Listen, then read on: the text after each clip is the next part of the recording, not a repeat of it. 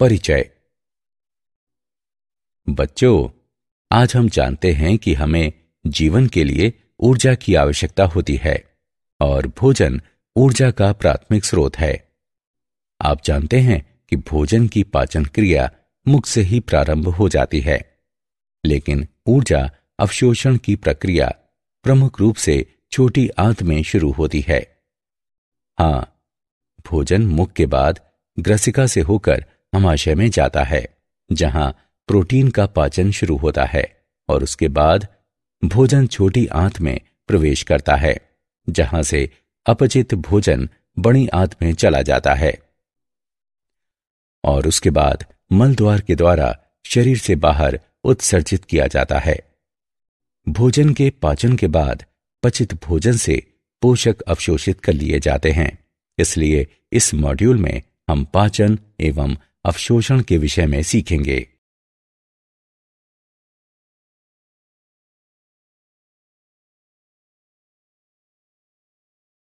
उद्देश्य।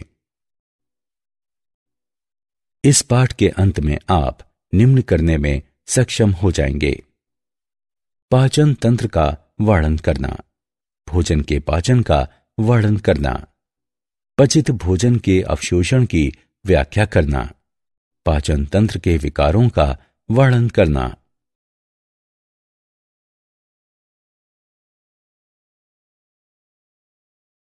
पाचन तंत्र। मनुष्य के पाचन तंत्र में आहार नली एवं पाचक ग्रंथियां होती हैं। आहार नली विभिन्न व्यास वाली एक नलिका यानी ट्यूब होती है।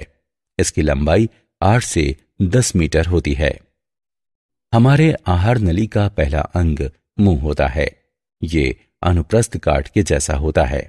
ये 2 कोमल ओष्ठों, ऊपरी और निचला, इन दोनों से बंद होता है।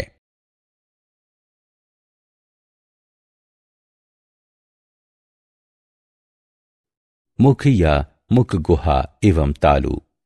मुख या मुख गुहा, इसमें पर्याप्त जगह होती है, जो ऊपर से तालु, नीचे से गले और दोनों किनारों पर जबड़े से घिरी होती है। तालु ये मुख गुहा के छत का काम करती है तथा इसको नासिका कोश से अलग करती है। ये 2 भागों में विभाजित होती है: कठोर तालु और कोमल तालु। कठोर तालु, इसे अस्थियों द्वारा सहारा प्रदान किया जाता है और इस पर झुर्रियां कहलाने वाले अनुप्रस्थ कटक होते हैं। ये चर्वण के दौरान भोजन को सही स्थिति में रखते हैं। कोमल तालु, ये तालु का पश्च भाग है। इसकी चिकनी सतह के कारण भोजन निगलना आसान हो जाता है। इसका पश्च स्वतंत्र सिरा एक छोटे से फ्लैप, अली जिह्वा या मृदु तालु के रूप में नीचे लटकता रहता है।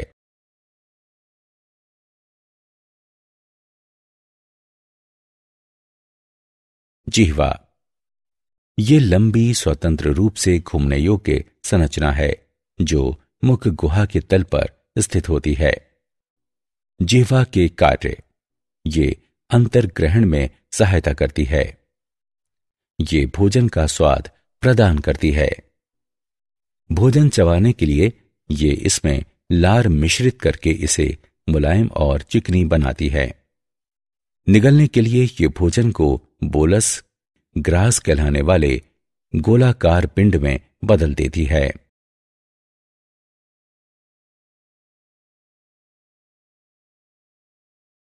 दांत। दांत अर्धवृत्ताकार चाप के रूप में दोनों जबड़ों पर स्थित होते हैं। दांत गर्तिका या दंत कोष्टिका कहलाने वाली गर्त में अंतः स्थापित होते हैं। दांत 2 समूहों में निकलते हैं: अस्थायी दांत या दूध के दांत यानी पाती दांत और स्थायी दांत। मानव दांत द्विबार दंती होते हैं क्योंकि मनुष्यों में दूध के दांत स्थायी दांतों से प्रतिस्थापित हो जाते हैं। दांत 4 प्रकार के होते हैं: कृंतक, रदनक, अग्र चर्णवर्णक और चर्वणक। स्थायी दांत समूह में 32 दांत होते हैं। अक्षर I, C, पी, एम और एम क्रमशः कृंतक, रदंतक, अग्र, चर्वणक और चर्वणक को दर्शाते हैं। मनुष्यों के दांतों की व्यवस्था को एक दंत सूत्र द्वारा निरूपित किया जा सकता है।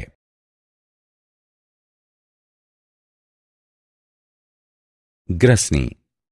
ग्रसनी एक छोटे आकार वाला शंक्वाकार भाग है जहां भोजन और वायु मार्ग एक दूसरे को काटते हैं।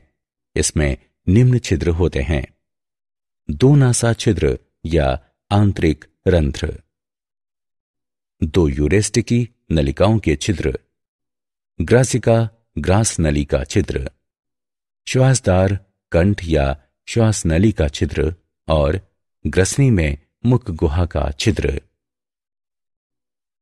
नासा ग्रसनी नासा कक्ष के पीछे स्थित होती है और इसमें आंतरिक रंध्र होते हैं। मुख ग्रसनी मुख गुहा के पीछे स्थित होती है और ये भोजन ग्रास का मार्ग है। ग्रसनी काकल ग्रसनी का सबसे निचला भाग है और इसमें दो छिद्र होते हैं: श्वासद्वार और ग्रासिका। श्वासद्वार श्वास नली में स्थित होता है और भोजन ग्रास निकलने के दौरान एक पत्ती जैसी उपास्थीमय संरचना घांटी ढक्कन द्वारा बंद हो जाता है। जब भोजन निगल लिया जाता है तब श्वास नली के छिद्र अलिजीवा द्वारा बंद हो जाते हैं।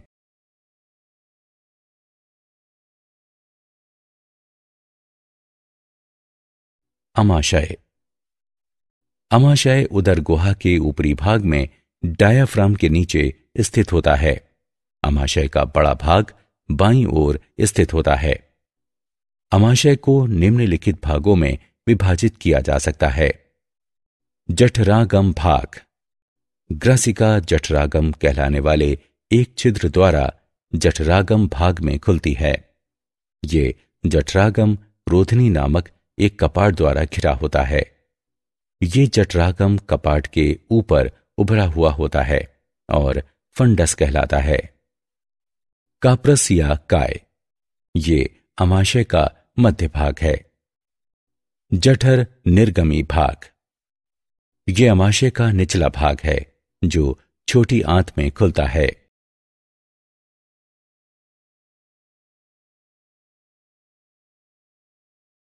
छोटी आंत। छोटी आंत लगभग 6 मीटर लंबी और 1 इंच व्यास वाली लंबी नली होती है। ये उदर गुहा में कुंडलित स्थित होती है। छोटी आंत में 3 भाग होते हैं: ग्रहणी, अग्र क्षुद्रांत और क्षुद्रांत। ग्रहणी आंत का पहला भाग है जो लगभग 25 सेंटीमीटर लंबा और यू आकार का होता है। अग्र क्षुद्रांत लगभग 2.5 मीटर लंबी और ग्रहणी की तुलना में संकरी होती है। अग्र क्षुद्रांत और क्षुद्रांत में स्पष्ट कटखंडन नहीं होते हैं।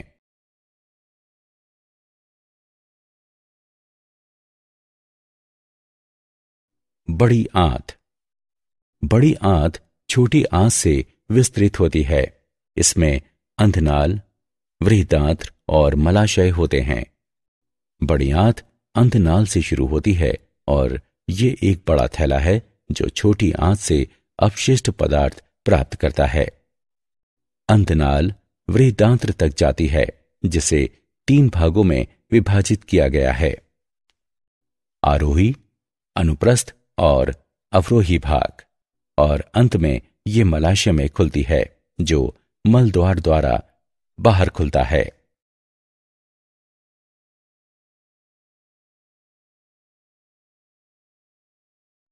आहार नाल की दीवार में स्तर। आहार नाल की दीवार में 4 स्तर होते हैं: सिरोसा, मस्कुलरिस, सबम्यूकोसा और म्यूकोसा। सिरोसा सबसे बाहरी परत है जो कुछ संयोजी ऊतकों से बनी होती है। पाचन तंत्र में मस्कुलरिस आंतरिक वर्तुल और बाह्य अनुदैर्ध्य चिकनी पेशियों की बनी होती है। आंतरिक वर्तुल परत तंग सप्रेल में व्यवस्थित होती है जबकि बाह्य अनुदैर्ध्य परत शिथिल सप्रेल में व्यवस्थित होती है। सब म्यूकोसा परत अनियमित सघन संयोजी ऊतक की बनी होती है। इसमें रुधिर, लसिका वाहिनियां और तंत्रिका जालक होते हैं। म्यूकोसा आहार नाल की दीवार की सबसे भीतरी परत है, जो 4 सुस्पष्ट ऊतक परतों की बनी होती है। म्यूकस उपकला, लेमिना प्रोप्रिया, श्लेष्मिका, म्यूकोसी परत और म्यूकोसी परत, जिसमें विविध म्यूकस स्रावित करने वाली ग्रंथियां होती हैं। म्यूकोसी परत का विशेष रूप से महत्व है, क्योंकि ये नम आंतरिक सतह की देखभाल करती है, जो आहार नाल की सबसे भीतरी परत को चिकना बनाती है। भोजन ग्रास के आगे बढ़ने की गति को सुगम बनाती है और मोटे खाद्य पदार्थों से म्यूकोसी घर्षण की रोकथाम करती है।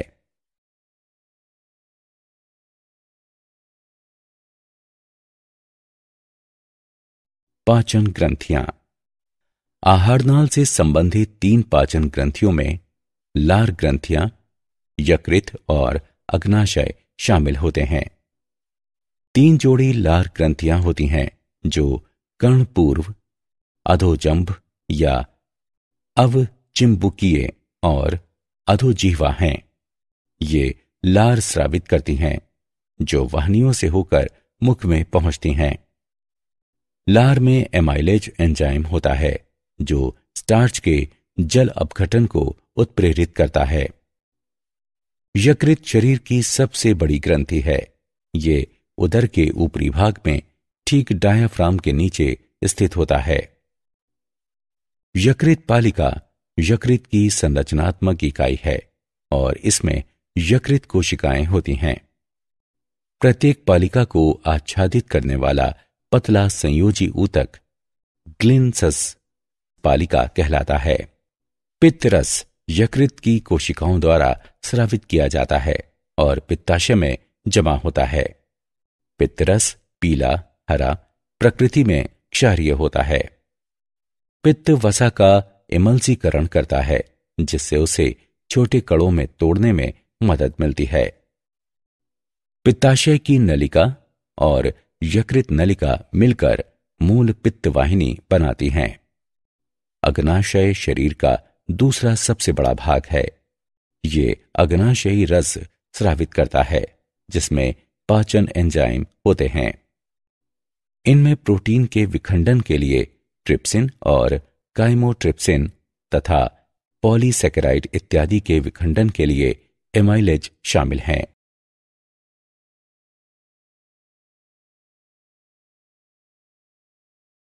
भोजन का पाचन। पाचन पथ की शुरुआत में दांत भोजन को चबाते और मिलाते हैं। इससे भोजन को छोटे छोटे टुकड़ों में तोड़ने की प्रक्रिया आरंभ होती है। लार ग्रंथियां लार स्रावित करती हैं, जिसमें श्लेष्मा होती है और ये भोजन के स्नेहन तथा इसे बोलस में बदलने में सहायता करती हैं। इसमें विद्युत अपघट्य और लार एमाइलेज एवं लाइसोजाइम एंजाइम होते हैं। लार की संक्रिया के कारण कार्बोहाइड्रेट आंशिक रूप से पच जाता है। लगभग 30% स्टार्च लार एमाइलेज द्वारा जल अपघटित हो जाता है, जबकि लाइसोजाइम जीवाणुओं के संक्रमण को रोकता है। अब आमाशय में क्रमाकुंचन नामक पेशी संकुचन द्वारा भोजन के बोलस नीचे ग्राजिका में आगे बढ़ाता है।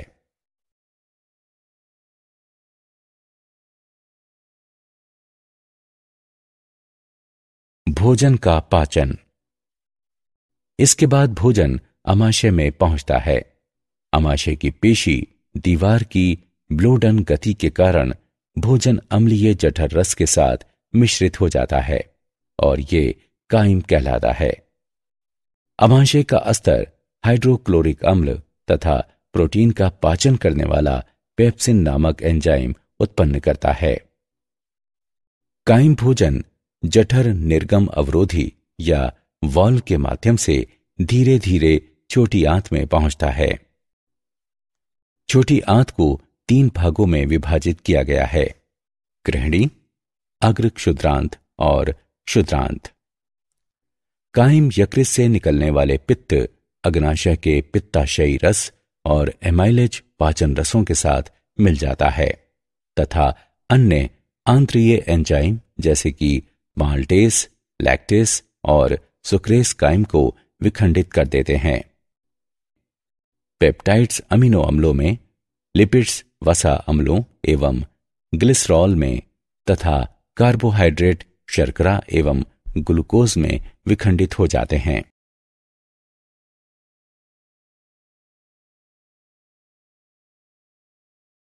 भोजन का पाचन। अपचित तथा अनावशोषित भोजन बड़ी आंत में चला जाता है। बड़ी आंत का कार्य अपचनीय भोज्य पदार्थ से जल अवशोषित करना है तथा ये श्लेष्मा भी स्रावित करती है, जो बहिक्षेपण के लिए अपशिष्ट भोजन कणों को स्नेहन प्रदान करती है। अनावशोषित और अपचित पदार्थ मल पदार्थ कहलाते हैं। शरीर से मल पदार्थ का त्याग गुदा द्वारा किया जाता है।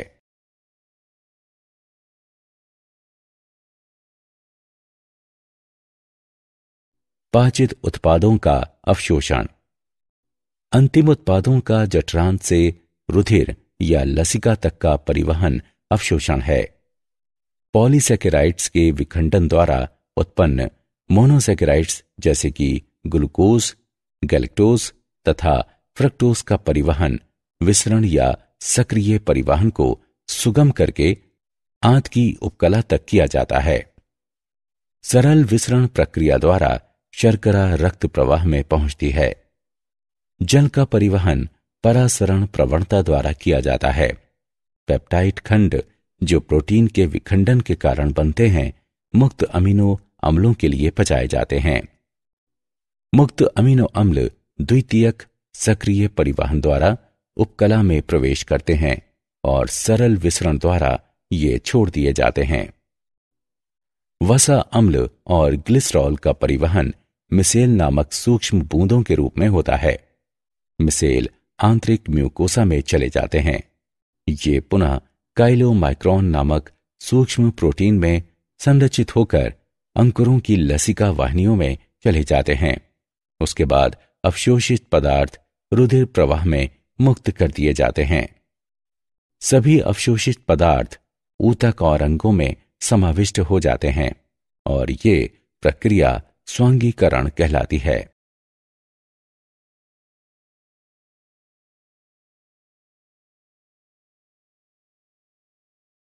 पाचन तंत्र के विकार। पाचन तंत्र के सामान्य विकार हैं। पीलिया। रुधिर प्लाज्मा में पित्त वर्णकों के संचय के कारण त्वचा और नेत्र पीले रंग के दिखाई देते हैं। पित्त वर्णक लाल रुधिर कोशिकाओं के विखंडन के कारण यकृत द्वारा उत्पन्न किए जाते हैं। वमन आमाशय में संग्रहित पदार्थों का मुख से बाहर निकलने की क्रिया है। प्रवाहिका मल त्याग की अपसामान्य बारंबारता और मल का पतला हो जाना। कोष्ठबंधता यानी कब्ज, मल का कठिनाई से निष्क्रमण। अपच पाचन की सामान्य प्रक्रिया में बाधा के कारण पेट भरा भरा महसूस होता है। अपच का कारण एंजाइम स्राव में कमी, व्यग्रता, अधिक भोजन करना एवं मसालेदार भोजन है।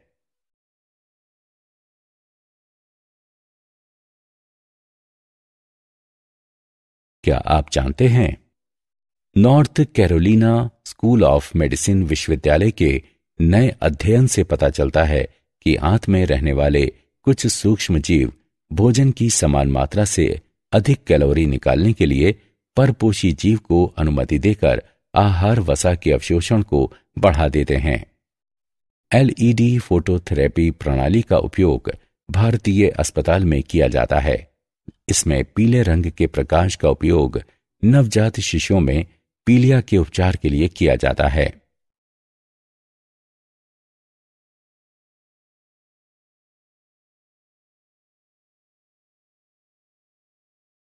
सारांश। आइए हमने जो कुछ सीखा है उसे संक्षेप में दोहराएं। मानव पाचन तंत्र आहार नाल और पाचन ग्रंथियों का बना होता है। मुख गुहा में पर्याप्त जगह होती है, जो ऊपर से तालू, नीचे से गले और दोनों किनारों पर जबड़ों से घिरी होती है। दांतों के स्थायी समूह में 32 दांत होते हैं। ग्रसनी एक छोटे आकार वाला शंक्वाकार भाग है, जहां भोजन और वायु मार्ग एक दूसरे को काटते हैं। अमाशय को जठरागम भाग, काप्रस या काय और जठर निर्गमी भाग में विभाजित किया जा सकता है। छोटी आंत में ग्रहणी, अग्र क्षुद्रांत और क्षुद्रांत होते हैं।